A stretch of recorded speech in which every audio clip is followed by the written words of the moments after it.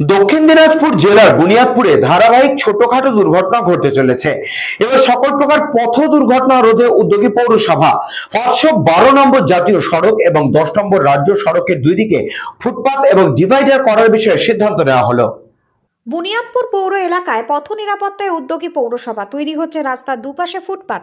দক্ষিণ দিনাজপুর জেলার বুনিয়াদপুরে ধারাবাহিক ছোটখাটো দুর্ঘটনা ঘটে চলেছে। এবার সকল প্রকার পথ দুর্ঘটনা রোধে উদ্যোগী পৌরসভা এবং 512 নম্বর জাতীয় সড়ক এবং 13 নম্বর রাজ্য সড়কের দুদিকে ফুটপাত এবং ডিভাইডার করার বিষয়ে সিদ্ধান্ত নেওয়া হলো।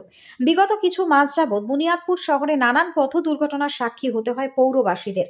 নতুন বাসস্ট্যান্ড চত্বরে দুর্ঘটনায় প্রাণ হারান এক শিক্ষিকা। এরপরে বুনিয়াদপুরের পৌর প্রশাসক কমল সরকারের তত্ত্বাবধানে নাগরিক পথ নিরাপত্তায় উদ্যোগী হলো পৌরসভা সূত্রের খবর, 10 নম্বর রাজ্য সড়কের মোটরকালী মন্দির থেকে বুনিয়াদপুর চৌপথি এবং 512 নম্বর জাতীয় সড়কের দুই পার্শ্বে পথ চলতি মানুষদের সুবিধার্থে ফুটপাত নির্মাণ করতে চলেছে বুনিয়াদপুর পৌরসভা। ইতিমধ্যে এই বিষয়ে গঙ্গারামপুর মহকুমা শাসক এবং জাতীয় এবং রাজ্য সড়কের ঊর্ধ্বতন কর্তৃপক্ষের সঙ্গে বৈঠক করেছেন বুনিয়াদপুর পৌরসভা।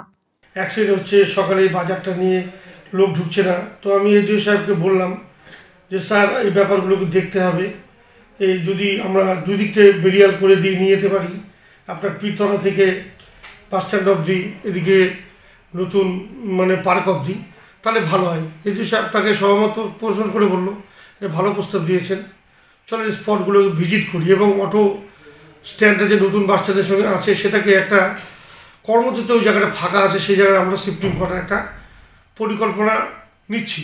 তাহলে রাস্তাটা বড়ই থাকবে, লোকজন চলতে ভালো থাকবে এবং পাশাপাশি বেরিয়াল দিলে একটা ফুটপাথ তৈরি হলে ফুটপাথ দিয়ে মানুষ যাবে, মাঝখান দিয়ে গাড়ি ঘোড়া যাবে, এরকম একটা পরিকল্পনা নিচ্ছি। এবং এডিও সাহেবকে আমি সরজমিন তদন্ত করে আমরা সার্বিকভাবে অ্যাসিস্ট্যান্ট ইঞ্জিনিয়ার NH 12 এবং রাজ্য সরকারের যারা দায়িত্বে আছেন ইঞ্জিনিয়ার, তাদেরকে একটা আমরা সেদিন আমরা ভিজিট করলাম। ব্যুরো রিপোর্ট, নিউজ বঙ্গ টাইম।